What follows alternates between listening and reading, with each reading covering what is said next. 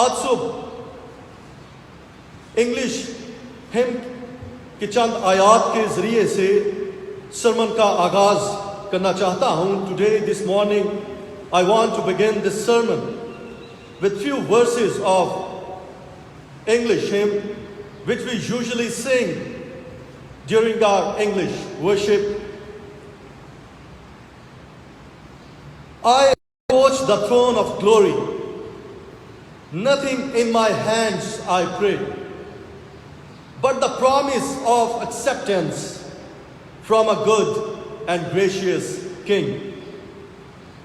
مسیح میں میرے عزیزو، مشکل، کٹھن، مصیبت زدہ، پریشان کن اور نامساعد حالات میں ہم ہر ممکن اور بہترین کوشش کرتے ہیں کہ ہم محفوظ رہیں، بچے رہیں اور ایسے حالات پر غالب آ سکیں.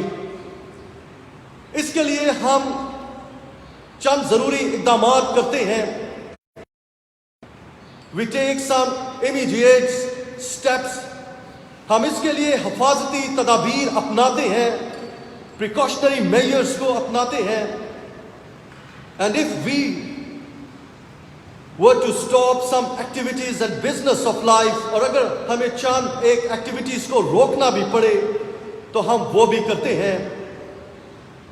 اور ان حالات کے پیش نظر ہم نے اس کا تجربہ کیا، اس کو دیکھا کہ کس طرح سے تمام حالات زندگی اور معمولات زندگی ساکت ہو گئے اور کس طرح سے ضروری اقدامات ہر سطح پر کیے گئے. لیکن ان تمام باتوں کے ساتھ ہم یہ بھی دیکھتے ہیں کہ یہ تمام چیزیں ہماری نارمل لائف کو بھی متاثر کرتی ہیں. اس کا اثر ہماری سوچ پر، سوچنے کے انداز پر نظر آتا ہے. کس طرح سے تو احساسات بدلتے ہیں، ہمارے رویے اور مزاج میں بھی تبدیلی آتی ہے کہ جب حالات مشکل اور کٹھن ہوتے جائیں، جب ہم مصیبت یا آفت زدہ ہوں، ہمیں نامساعد حالات کا سامنا ہو، تو ہم دیکھتے ہیں کہ people become frustrated, panic and depressed, کہ لوگ ناکامی کا، مایوسی کا، امیدی کا، خوف اور ہیبت کا شکار ہو جاتے ہیں. ان کی زندگی میں افسردگی آ جاتی ہے، وہ دلگیر ہو جاتے ہیں، رنجیدہ ہو جاتے ہیں، وہ ڈپریسڈ ہوتے ہیں اور شاید اپنے آپ سے یہ سوال کرتے ہیں what will be happen, how will we be saved. اب آگے کیا ہوگا، ہم کیسے محفوظ رہیں گے. Is solution to overcome or rescue,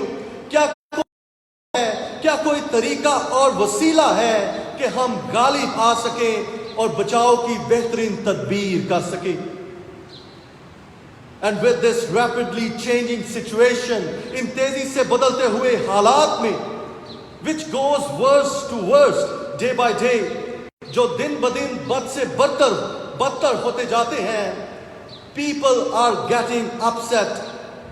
ہم دیکھتے ہیں کہ لوگ upset ہو جاتے ہیں، بخلاہٹ کا شکار ہو جاتے ہیں، پریشان حال ہو جاتے ہیں. جابس کے حوالے سے، اپنی کاروباری زندگی کے حوالے سے، کیونکہ کوئی سورس آف انکم اب نظر نہیں آتا کہ ہم اپنے خاندان کی ضروریات کو کیسے پورا کریں. بچوں کا مستقبل، اس کا سوال ہمارے سامنے ہے کہ سکولز کب پراپرلی اوپن ہوں گے. ہاسپٹلز میں جس طرح سے ایمرجنسی ہے، اس کے حوالے سے ہم سوچ اور تشویش کا شکار ہو جاتے ہیں. اور اگرچہ کل شام ایک اناؤنسمنٹ بھی کی گئی، لیکن پھر بھی چرچز، مارکیٹس اور کاروباری نظام کے اوپن ہونے سے کافی میں جنم لیتے ہیں. As people get upset, it also brings change of mind, of their mindset as well. اس لیے آج جس مضمون کے تحت ہم خداوند کے کلام میں سے سیکھیں گے وہ یہی ہے, a change of mindset. in the upset. کہ جب انسان بخلاہٹ کا شکار ہو، جب حالات ہماری سوچ کے برعکس بدلتے جائیں، تو اس کے ساتھ ہمارا رویہ، ہمارا مزاج، سوچنے کا انداز بھی بدلنا شروع ہو جاتا ہے. A change of mindset in the upset. Mindset کیا ہے؟ State and frame of mind, کہ ہمارا ذہن جو حالت اختیار کر لیتا ہے، جس انداز سے وہ سوچنے لگتا ہے، وہ تشکیل پاتا ہے، اور جس طرح سے ہمارے تصورات مرتب ہونا شروع ہو جاتے ہیں، وے آف تھنکنگ جو ہم سوچ اپنا لیتے ہیں، پھر ہمارا رویہ اور مزاج کیا ہے، مینٹل انکلینیشن کیا ہے، ذہنی رجحان کیا بن جاتا ہے. Mindset is your collection of thoughts and beliefs. جب سوچ کا انداز بدلتا ہے، قائلیت بھی بدلتی ہے، کنوکشن میں تبدیلی آتی ہے. ہر شخص کا اپنا اپنا مائنڈ سیٹ ہو سکتا ہے، لیکن حالات کے پیش نظر اس کا مائنڈ سیٹ بدلتا ہے، تشکیل پاتا ہے، اس کی مینٹل انکلینیشن، ذہنی رجحان ہو جاتا ہے، اور اس سوچ کا اثر اس کی زندگی میں یوں نظر آتا ہے کہ کردار، رویہ، مزاج، پبلک ڈیلنگ فرق انداز اپنا لیتی ہے، اختیار کر لیتی ہے. How you think, what you feel and what you do, یہ تین چیزیں اس میں نظر آتی ہیں. اپسیٹ کہ جب وہ پریشان حال ہوتا ہے، رنجیدہ ہوتا ہے، نڈھال بدحال.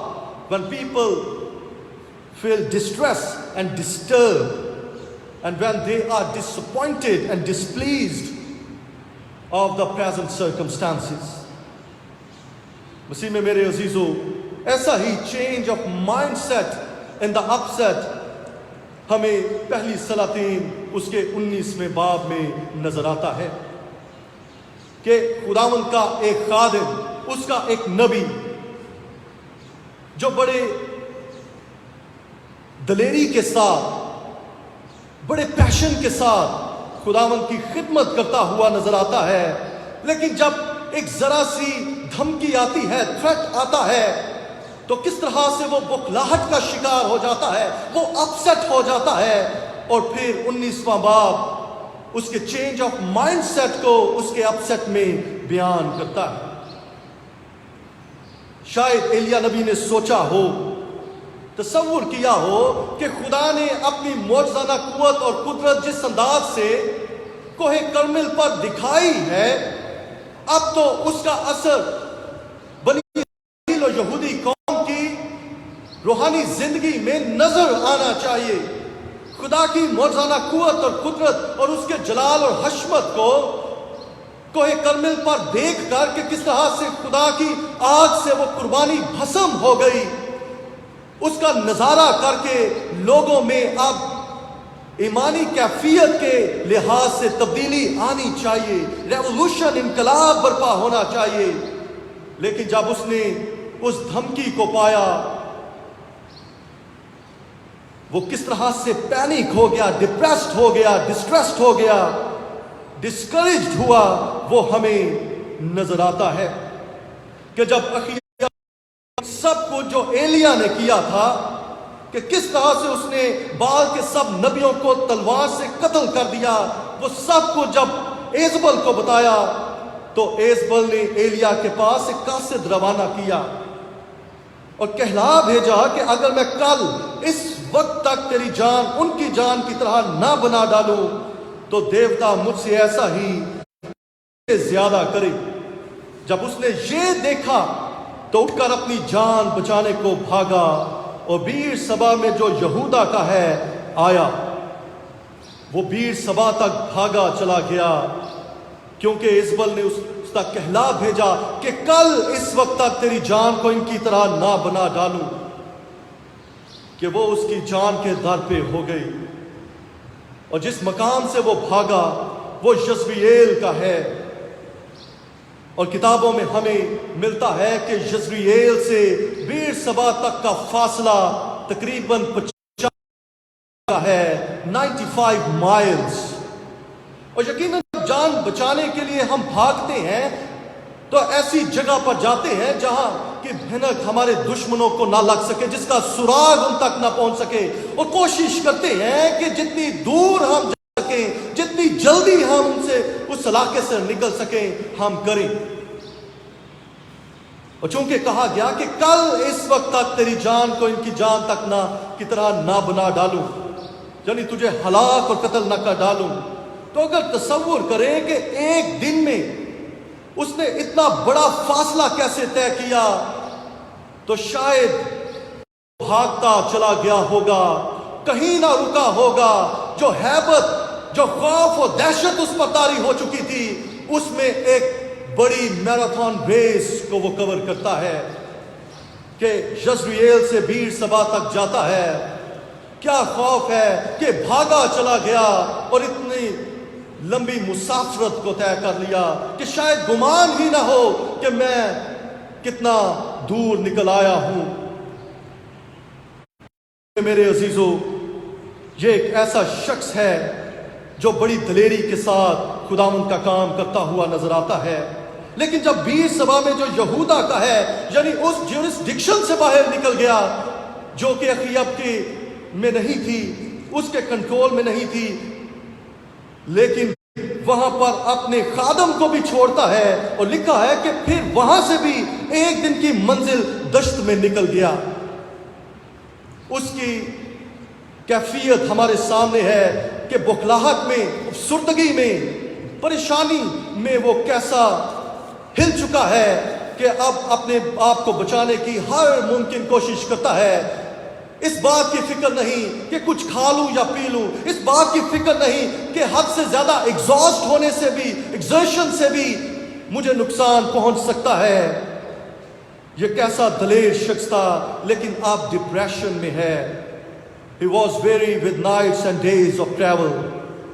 He was faint with the sun's heat and he was exhausted for want of food. لیکن اس کے ساتھ ایک اور چیز بھی ہے، احساس تنہائی بھی ہے۔ پہلے تو اپنے خادم کے ساتھ آیا، لیکن اب اس کو بھی چھوڑا اور تنہا اب ایک دن کی منزل پر دشت میں نکل گیا ہے۔ یہ مائنڈ سیٹ ہے ٹو بی فورلون، ہوپ لیس اور ڈیسپریٹ ہونے کا، احساس تنہائی کا مائنڈ سیٹ ہے کہ میں کتنا تنہا رہ گیا ہوں، اب میرا ساتھ دینے والا کوئی نہیں ہے۔ یہ مائنڈ سیٹ ہے نا امیدی کا، یہ مائنڈ سیٹ ہے مایوسی اور لاچار ہونے کا کہ میں تنہا ہوں، اور ایسے دشت میں اکیلا نکل گیا۔ اور اب اگر اسے کوئی سہارا ہے تو لکھا ہے کہ جاؤ کہ ایک پیڑ کے نیچے آ کر بیٹھا، اپنے لیے موت مانگی اور کہا بس ہے، اٹ از انف، اب تو آئے خداوند میری جان کو لے لے، کیونکہ میں اپنے باپ دادا سے بہتر نہیں۔ وہ اپنے لیے اب کیا التجا اور درخواست و فریاد کرتا ہے، اب بس ہے، اپنے لیے موت مانگتا ہے۔ مسیح میں میرے عزیزو، ہم سب جانتے ہیں کہ Elijah was a mighty man of prayer, وہ مرد دعا ہے۔ خدا کے حضور میں اس نے جو جو دعا مانگی خدا نے اس کا جواب دیا، لیکن اب وہ کہتا ہے کہ میں اپنے باپ دادا سے بہتر نہیں۔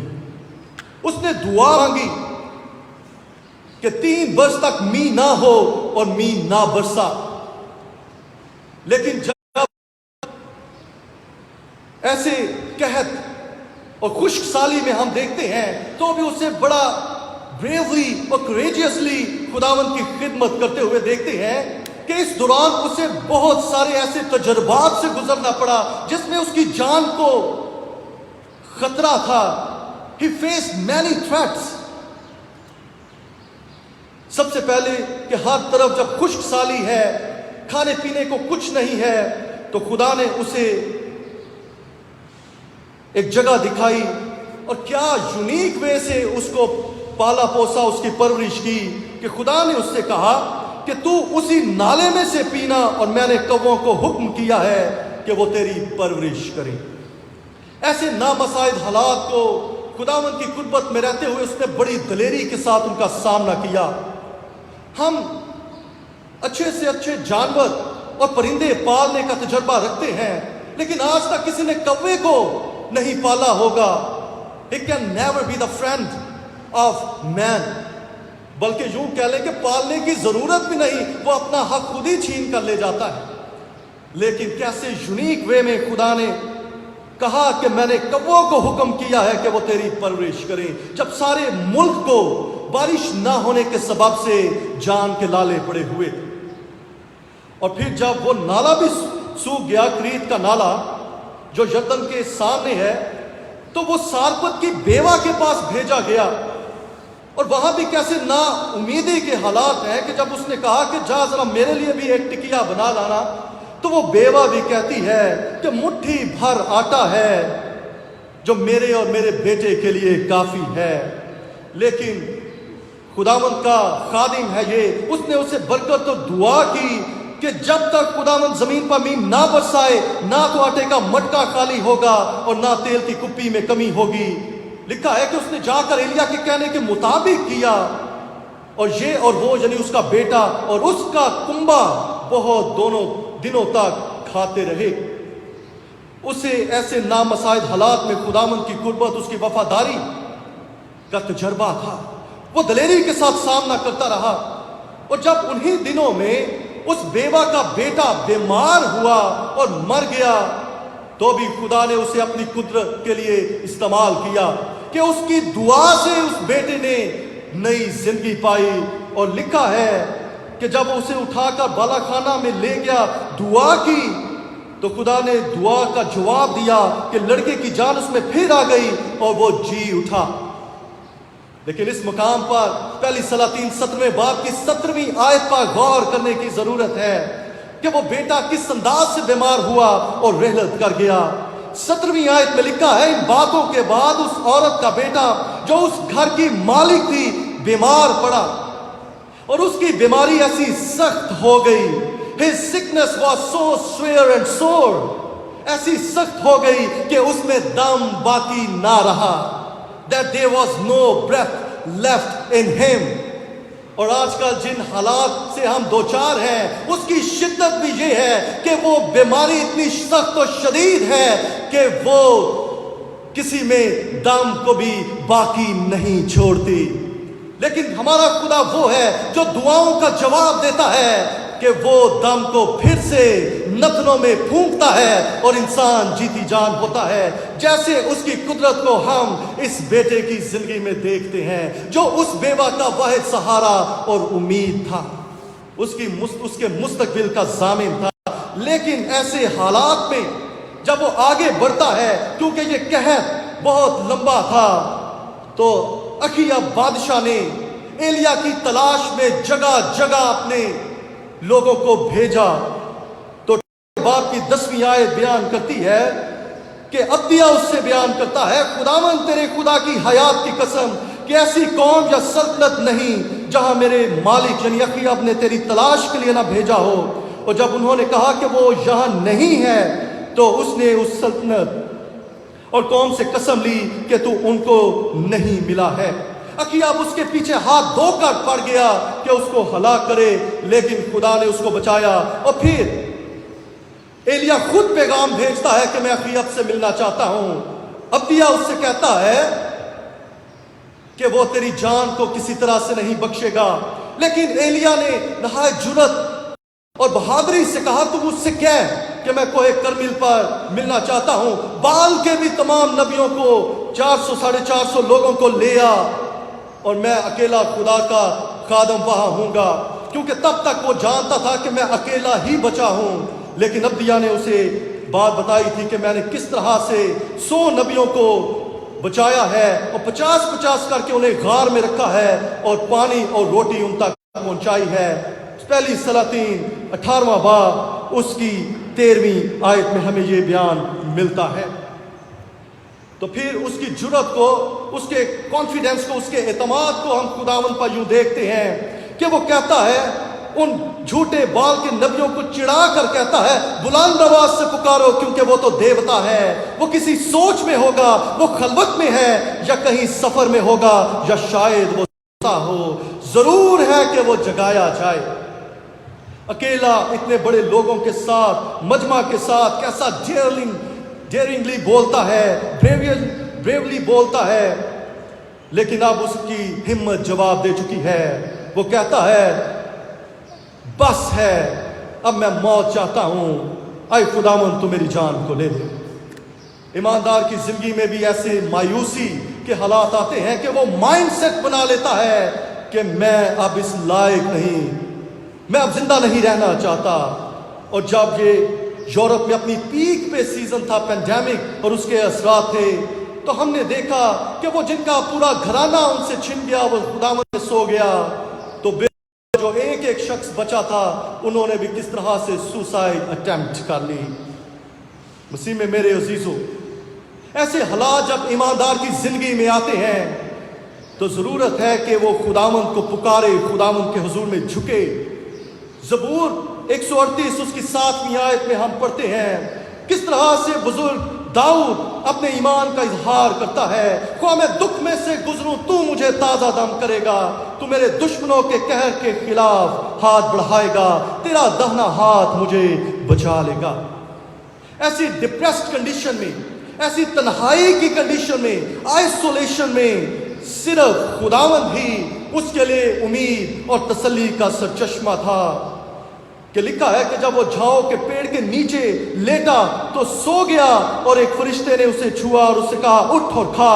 اس نے جو نگاہ کی تو کیا دیکھا کہ اس کے سرہانے انگاروں پر پکی ہوئی ایک روٹی اور پانی کی ایک سراہی دھری ہے. سو وہ کھا پی کر پھر لیٹ گیا. ایسی تنہائی میں خداوند اس کے ساتھ ہے. اس نے اسے اپنی وفاداری کا احساس ہی نہیں بلکہ یقین بھی دلایا کہ اس کی جان میں جان آئی. مسیح میں میرے عزیزو، انجیل مقدس کا جو حصہ ہم سبوں کے ساتھ گیا اس میں مسیح خداوند نے فرمایا، متی کی انجیل 11واں باب، آئے محنت اٹھانے والوں اور بوجھ سے دبے ہوئے لوگوں، سب میرے پاس آؤ، میں تمہیں آرام دوں گا. وہ آرام، وہ تسلی جو دنیا کے مصنوعی اور عارضی انتظامات ہمیں نہیں دے سکتے، صرف خدا ہمیں میسر و فراہم پہنچاتا ہے. ہماری ان حالات میں جب ہم اپنے احساس تنہائی میں اتنے آگے بڑھ چکے ہوں کہ زندہ رہنے کے لیے امید باقی نہ ہو، خداوند ہمیں ریسٹور بھی کرتا ہے، سسٹین بھی کرتا ہے، اور ہمارے مائنڈ سیٹ کو بھی چینج کر دیتا ہے، ہمارے اپ سیٹ کو بدل دیتا ہے، اور ہمیں پھر سے وہ چھوتا اور برکت دیتا ہے، تازگی اور بحالی عنایت کرتا ہے. اسی لیے ہم اسی گیت میں گاتے ہیں گڈ اینڈ گریشیس کنگ میں، I will give to you my burden as you give to me your strength. Come and fill me with your spirit as I sing to you this praise. You deserve the greater glory. Overcome with joy I sing. By your love I am accepted. You are a good and gracious King. اس احساس تنہائی کے ساتھ، اس upset condition میں ایلیا کے لیے جو دوسری بات ہے وہ ہے احساس فراموشی. Mindset to be forsaken. اور جب ایسی کنڈیشن ہو تو یہ خیال آتے ہیں کہ اب سب نے مجھے چھوڑ دیا ہے، مدد اور دوستی سے میں محروم ہو گیا ہوں، میں بے تعلق ہو گیا ہوں. لیکن خداوند اسے یقین اور احساس دلاتا ہے کہ تو تنہا نہیں ہے، میں تیرے ساتھ ہوں. اور وہ جب دوسری دفعہ اپنا فرشتہ بھیجتا ہے کہ وہ اسے چھوئے تو فرشتہ اس سے کہتا ہے 7ویں آیت میں، اٹھ کھا کہ یہ سفر تیرے لیے بہت بڑا ہے. اور لکھا ہے کہ اس نے اٹھ کر کھایا پیا اور اس کھانے کی قوت سے 40 دن اور 40 رات چل کر خدا کے پہاڑ حورب تک گیا اور وہاں ایک غار میں جا کر ٹک گیا. یہ سفر اس کے لیے بہت بڑا تھا. اور ان دنوں جب ممالک ان حالات کے پیش نظر ریسرچ کر رہی ہیں تو وہ کم سے کم مدت میں بھی جو اپنی ریسرچ کو حتمی طور پر سامنے لانے کے لیے کہتی ہیں تو کہتی ہیں شاید اس سال کے آخر تک یا اگلے سال تک. بلکہ اس ہفتے میں تو WHO نے، ورلڈ ہیلتھ آرگنائزیشن نے کہا کہ شاید کورونا میں نیور سٹاپ، ہمیں اس کے ساتھ ہی گزارا کرنا پڑے گا. لاک ڈاؤن پہلے 2 ہفتوں کا، پھر 3 ہفتوں کا، پھر اس میں توسیع ہوتی گئی۔ شاید ہمارے لیے بھی یہ حالات اس سفر کی مانند ہیں کہ یہ سفر تیرے لیے بہت بڑا ہے۔ انسانی زندگی کو بائبل مقدس میں ایک سفر سے، مسافرت کے زمانے سے تشبیہ دی گئی ہے۔ ان حالات کو، اس سفر کو، اس جنگ کو ہمیں ایلیا کی طرح خداوند میں رہتے ہوئے، خداوند میں مضبوط ہوتے ہوئے برداشت، تحمل اور ضبط نفسی کے ساتھ اس کا مقابلہ کرنا ہے۔ لیکن شاید اس میں یہ احساس ابھی باقی ہے کہ شاید میں فراموش کر دیا گیا ہوں۔ He has the mindset to be forsaken، کہ میں بے تعلق ہو گیا ہوں۔ احساس تنہائی کے بعد اب احساس فراموشی ہے، کیونکہ جو سفر اسے دکھایا گیا ہے، جو اٹیمپٹ اسے کرنی ہے، وہ اب یزرییل سے بیرسبا سے بھی کافی لمبا ہے۔ بعض نے بیرسبا سے حورب تک کا فاصلہ بیان کیا ہے، لیکن بعض نے اسے 200 میل تک کہا ہے کہ اب جو راستہ بھی میرے آگے رکھا ہے، ناممکن ہے کہ شاید میں اس سفر پر روانہ ہوں، 40 دن اور 40 رات مجھے چلنا ہے، تو اب میں شاید زندہ باقی نہ رہوں۔ لیکن خدا جانتا ہے کہ ڈپریسڈ اور ڈسکریجڈ ایلیا کو کس چیز کی ضرورت ہے۔ He needed a personal encounter with God۔ اسے خدا کے ساتھ شخصی تجربے میں آگے بڑھنے کی ضرورت ہے۔ اس لیے جب وہ اس غار تک پہنچتا ہے، اس مقام تک 40 دن اور 40 رات کا فاصلہ طے کرنے کے بعد جاتا ہے، تو 9ویں آیت میں لکھا ہے، دیکھو خداوند کا یہ کلام اس پر نازل ہوا کہ آئے ایلیا تو یہاں کیا کرتا ہے۔ شاید میری طرح کچھ شرارتی ہوتا تو کہتا خود ہی بھیج کے، تو اب خود ہی پوچھتا ہے کہ یہاں کیا کرتا ہے، یہ تو اب تو نے بتانا ہے کہ میں نے کیا کرنا ہے۔ لیکن خداوند نے اس سے پوچھا کہ تو یہاں کیا کرتا ہے۔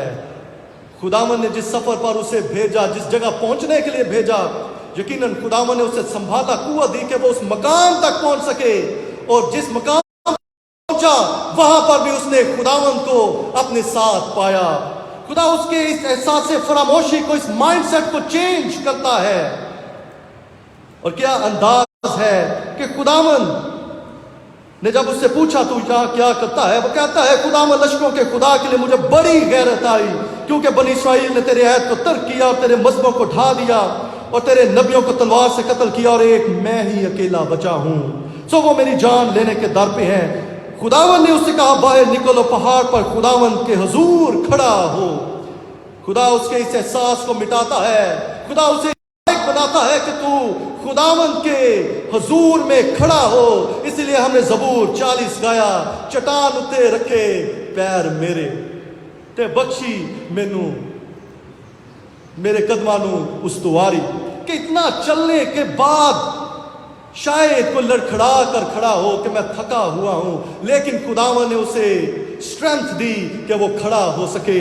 اور ایک اور خوبصورت انگلش ہم ہم اکثر چرچ میں گایا کرتے ہیں، when I am down and oh my soul so weary, when troubles come and my heart burdened be, you raise me up so I can stand on mountains, you raise me up to walk on stormy seas, I am strong when I am on your shoulders, you raise me up to more than I can be۔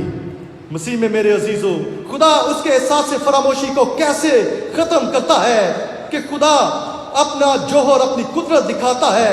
لکھا ہے کہ ایک بڑی آندھی آئی، اس نے چٹانوں کو چیر دیا۔ دیکھو خداوند گزرا، لیکن خداوند آندھی میں نہیں تھا۔ آندھی کے بعد زلزلہ آیا، لیکن خداوند زلزلے میں بھی نہیں تھا۔ خداوند نے زلزلے کے بعد آگ بھیجی، خداوند آگ میں بھی نہیں تھا۔ یہ ایک اور مقام ہے کہ خدا ہمارے مائنڈ سیٹ کو چینج کرتا ہے، کیونکہ ہم اکثر چاہتے ہیں کہ ذرا روب شوب قائم رہنا چاہیے، پروٹوکول پورا نظر آنا چاہیے، 4-5 بندے آلے دوالے ہوں تو ذرا ٹھاٹ باٹ ہوتی ہے۔ شاید وہ بھی ایسی ڈرامیٹک مینیفیسٹیشن چاہتا ہو کہ خدا پوری ہیبت کے ساتھ میرے ساتھ ہم کلام ہو، لیکن ان تمام باتوں میں لکھا ہے خدا زلزلے میں، آندھی میں، آگ میں نہیں تھا۔ پھر آگ کے بعد ایک دبی ہوئی ہلکی آواز آئی، اور اس کو سن کر ایلیا نے اپنا منہ اپنی چادر میں لپیٹ لیا۔ اسے خداوند کی حضوری کا احساس ہوا۔ شاگردوں نے بھی مسیح خداوند سے کہا جب وہ سامریا میں ریجیکٹ ہوئے، اے خداوند کیا تو چاہتا ہے کہ ہم حکم دیں کہ آسمان سے آگ نازل ہو کر انہیں بھسم کر دے جیسے ایلیا نے کیا؟ مگر یسوع نے انہیں پھر جھڑکا، تم کیسی روح سے ہو؟ مائنڈ سیٹ کو چینج کرنے کی ضرورت ہے کہ خدا کیسے پوشیدگی میں بات کرتا ہے، دھیمے انداز سے بات کرتا ہے، دبی ہوئی ہلکی آواز وسپر وائس کے ساتھ وہ کلام کرتا ہے کہ اس کی حضوری کا احساس اسے پورے طور سے ہوتا ہے کہ جیسے ہی وہ آواز سنتا ہے، لکھا ہے کہ اس نے اپنا چہرہ لپیٹا، کیونکہ چہرے کو لپیٹنا یہاں پر اس کانٹیکس میں عزت اور تعظیم اور تکریم، رسپیکٹ اور ریورنس کی بات ہے۔ خداوند ہمیں اپنی احساس دلاتا ہے، کیا ہم اس کے نام کے شایان شان، اس کی رسپیکٹ، اس کی ریورنس، اس کی عبادت، پرستش اور تعظیم کرتے ہیں کہ نہیں؟ اس کے ساتھ اپنے رشتے کو پہچانتے ہیں کہ نہیں؟ مسیح خداوند نے اپنی بھیڑوں سے ایسے ہی رشتے کہا ہے۔ یوحنا کی انجیل اس کا 10واں باب ہے۔ بھیڑیں اس کی آواز سنتی ہیں اور وہ اپنی بھیڑوں کو لا کر باہر لے جاتا ہے۔ خدا نے ایلیا سے بھی کہا، ایلیا تو یہاں کیا کرتا ہے؟ وہ اس کے نام سے واقف ہے، اسے باہر آنے کو کہتا ہے۔ مسیح نے کہا بھیڑیں اس کے پیچھے پیچھے ہو لیتی ہیں کیونکہ وہ اس کی آواز پہچانتی ہیں۔ ایلیا نے خدا کی آواز کو پہچانا۔ آج اس سچویشن میں، ان کنڈیشنز میں ہم کس حد تک خداوند کی آواز کو پہچانتے ہیں، یا کہ مائنڈ سیٹ بنا چکے ہیں کہ خدا ہیبت اور دہشت کے ساتھ جب تک نہ گرجے ہمیں اس کی حضوری کا احساس کیسے ہوگا؟ خدا تنہائی میں، پوشیدگی میں، احساس فراموشی میں اپنے ساتھ کا احساس دلاتا ہے کہ تو اکیلا نہیں ہے۔ مسیح میں میرے عزیزو، ہمیں خداوند کی طرف، اس کی آواز کی طرف دھیان دینے کی ضرورت ہے۔ دو اور پوائنٹس ہیں جنہیں اختصار کے ساتھ آپ کے سامنے رکھوں گا کہ پھر احساس برتری ہے، کیونکہ پہلی سلاطین اس کے 19ویں باب کی 13ویں 14ویں آیت اور 10ویں آیت ہمیں ایک جیسی معلوم ہوتی ہے کہ جب خداوند نے اس سے پوچھا ایلیا تو یہاں کیا کرتا ہے، تو وہ کہتا ہے مجھے تیرے لیے بڑی غیرت آئی، مجھے کیونکہ بنی اسرائیل نے تیرے عہد کو ترک کیا اور تیرے مذہبوں کو ڈھا دیا اور تیرے نبیوں کو تلوار سے قتل کیا اور ایک میں ہی اکیلا بچا ہوں۔ شاید وہ یہاں پر ایک احساس برتری میں ہے کہ میں اکیلا ہی بچا ہوں، یعنی میں اکیلا ہی اپنے آپ کو بچا پایا ہوں کہ بے دینی کا شکار نہ ہوتا۔ شاید وہ اپنا پروٹیسٹ خدا کے آگے رکھتا ہے کہ میں نے فیتھفلی تو تیری خدمت کی، اب یہ انفیئر ہے میرے ساتھ کہ میں مارا مارا پھرتا ہوں کیونکہ وہ میری جان کے در پہ ہیں۔ دوسری طرف شاید وہ کلیم کرتا ہے کہ I am the only follower and believer left، باقی محفوظ نہیں رہے۔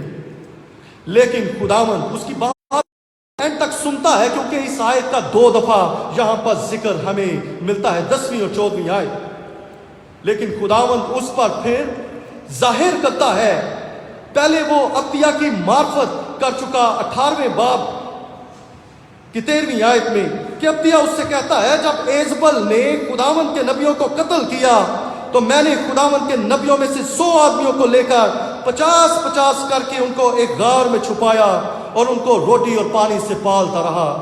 شاید ان کے لیے اس ٹائم میں یہ کوارنٹین سینٹرز خداوند نے قائم کیے کہ وہ اس وبا سے محفوظ رہیں، اس کے لیے خدا نے عطیہ کو استعمال کیا۔ لیکن خداوند پھر اس باب میں بھی 18ویں آیت میں کہتا ہے تو بھی میں اسرائیل میں 7,000 اپنے لیے رکھ چھوڑوں گا، یعنی وہ سب گھٹنے جو بال کے آگے نہیں جھکے اور ہر ایک منہ جس نے اسے نہیں چوما، یعنی اس کی ورشپ نہیں کی۔ جو ہم کبھی اس گمان میں نہ رہیں کہ صرف میں ہی ہوں، میں ہی خداوند کا سچا وفادار خادم ہوں۔ خداوند اپنے زور بازو سے ان لوگوں کو جو اس میں قائم رہتے ہیں، اس کے وفادار رہتے ہیں، انہیں محفوظ رکھتا ہے, انہیں بچاتا ہے, کیونکہ وہ ہماری سپر اور ہماری ڈھال ہے. ان دنوں میں انجانے کتنے ہی مسیحیوں کو اس سبب سے ایک چیلنج ہو کہ جب انہیں ریفیوز کیا گیا ہو کرسچن آئیڈینٹی میں کہ ہم تمہیں کچھ نہیں دے سکتے, شاید ان کی کرسچن آئیڈینٹی کو چیلنج کیا گیا ہو کہ اگر تم اس پر سمجھوتا کر لو تو ہمارا ساتھ دیں, تو ہم تمہارا ساتھ دیں گے. ہمیں ان کے لیے دعا کرتے رہنے کی ضرورت ہے کہ وہ انکمپرومائزنگلی خداوند میں, مسیح میں قائم رہیں. خدا اس احساس برتری کو احساس ذمہ داری میں بدلنا چاہتا ہے. وہ اس mindset to be forbearing کو کہ میں ہی ضبط کر سکتا ہوں, خداوند میں قائم رہ سکتا ہوں, اس کو بدلنا چاہتا ہے کہ ہم خداوند کے آگے حلیم ہوں, دوسری روحوں کو بھی جانے اور پہچانے کہ خداوند ان میں کام کرتا ہے. اس آخری پوائنٹ کو آپ کے سامنے رکھنا چاہتا ہوں کہ خدا ہماری احساس محرومی میں بھی ہمارے ساتھ قائم کھڑا رہتا ہے. کہ جب مائنڈ سیٹ ہو, mindset to be forfeited ہو کہ میں اپنے حقوق سے محروم ہو چکا ہوں, جرم یا غفلت کی بنا پر شاید اپنی سزا کا مستحق ہوں, میں کسی لائق نہیں رہا کہ کوئی کام یا فریضہ انجام دے سکوں. کیونکہ جب ایلیا نے یہ التجا کی کہ میں اپنے باپ دادا سے بہتر نہیں ہوں, تو اس کا یہ احساس واضح نظر آتا ہے. لیکن یاد رکھیے کہ جب خدا ہمیں اپوائنٹ کرتا ہے تو وہ ہمارے لیے کوئی جاب بھی مختص کر دیتا ہے. ہم پر لازم ہے کہ ہم اس کے منتظر رہیں, اس کے طلبگار رہیں کہ وہ ہمارے لیے کیا پلانز رکھتا ہے. What responsibility he now wants to give me. God had further plans for Elijah when he had the mindset to be forfeited کہ میں deprived ہو گیا ہوں, احساس محرومی اس پر غالب آ گئی کہ میں اپنا فریضہ انجام دینے کے لائق نہیں رہا, شاید میں اس اختیار کو کھو بیٹھا ہوں. تو خدا نے فردر پلانز اس کو دیے کہ تو اپنے راستے لوٹ کر دمشق کے بیابان کو جا. پہلی سلاطین 19واں باب 15ویں آیت ہے. جب تو وہاں پہنچے تو حزائیل کو مسا کر کے ارام کا بادشاہ ہو, نمسی کے بیٹے یہو کو مسا کر کے اسرائیل کا بادشاہ ہو. خدا نے اس کی پروموشن کر دی, وہ کنگ میکر اسے بنا دیا گیا. اور پھر ایک اور یونیک کام اس سے کروایا جو پوری بائبل میں شاید ہمیں نہیں ملتا, کیونکہ اب تک بیان نہیں کہ نبیوں کو کسی شخص کے ہاتھ سے مسا کیا گیا ہو. خدا کی روح خود براہ راست اس پر ٹھہرا کرتی تھی.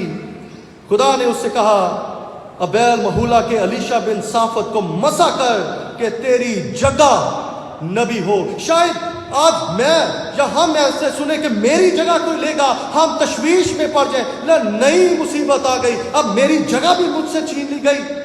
لیکن خداوند نے اس سے کہا کہ اسے مسا کر کے تیری جگہ نبی ہو. خدا نے اس کو احساس محرومی سے, اب احساس کمتری سے نکالا کہ میں تجھے بڑھانا چاہتا ہوں. یہ وہ شخص ہے کہ ہنوک کے بعد جس نے موت کا مزہ نہیں چکھا. خدا has better plans for us. ہمیں ان کو ڈھونڈنے اور تلاش کرنے کی ضرورت ہے. ذمہ داری یہاں کیا دی گئی؟ to prepare his successor to share his office. موسیٰ نے یشوع کی تربیت کی اور ایلیا پر واضح کیا گیا کہ وہ الیشا کو تیار کرے. This teaches us also to change the mindset of only I am able, only I can do. My dears in Christ, if you will not change this mindset, then it will really upset others, community and church. اگر ہم خداوند کے mission کا حصہ بننا چاہتے ہیں, ہمیں ضرورت ہے یہ جاننے کی کہ خداوند مجھ سے کیا چاہتا ہے. Recognize and receive his will that he wants us to prepare our successor in ministry and service to the Lord as Elijah prepared and anointed Elisha. God wants us to change this mindset and prepare people in him for him. اور یہی ہے مسیح یسوع کے جوئے کو اپنے اوپر لینے کے مترادف کہ جب مسیح نے فرمایا میرا جوا اپنے اوپر اٹھا لو اور مجھ سے سیکھو, کیونکہ وہ چاہتا ہے کہ ہم اپنے جوئے میں دوسروں کو شامل و شریک کریں, قربت میں رکھ کر انہیں ٹرین کریں کہ جب ہمارا کوچ کا وقت آئے تو پیچھے ہماری جگہ لینے والے ہوں. مسیح نے فرمایا میرا جوا ملائم ہے اور میرا بوجھ ہلکا ہے. جو ذمہ داری وہ ہمیں دیتا ہے وہ جوا ملائم ہے اور وہ بوجھ ہلکا ہے۔ خداوند سے یہ فضل اور توفیق مانگیں کہ خداوند ان حالات میں ہمارے احساس تنہائی کو بدل دے، اس مائنڈ سیٹ سے ہمیں نجات دے، احساس فراموشی کو مٹا دے، احساس برتری کو ہم سے ختم کرے اور احساس محرومی اور کمتری کو ہم سے چھین لے، تاکہ یہ جو mindset to be for لون ہے، ٹو بی فور سیکن ہے، ٹو بی فور بیئرنگ ہے اور ٹو بی فور فیٹڈ ہے، ہم اس سے نکل کر، اس اپ سیٹ کنڈیشن سے نکل کر خداوند میں مضبوط ہوں اور اپنی زندگی سے خداوند کے نام کو عزت اور جلال دینے والے ہوں۔ خداوند اس کلام کے وسیلہ سے مجھے اور آپ کو، ہم سبوں کو برکت دے، آمین۔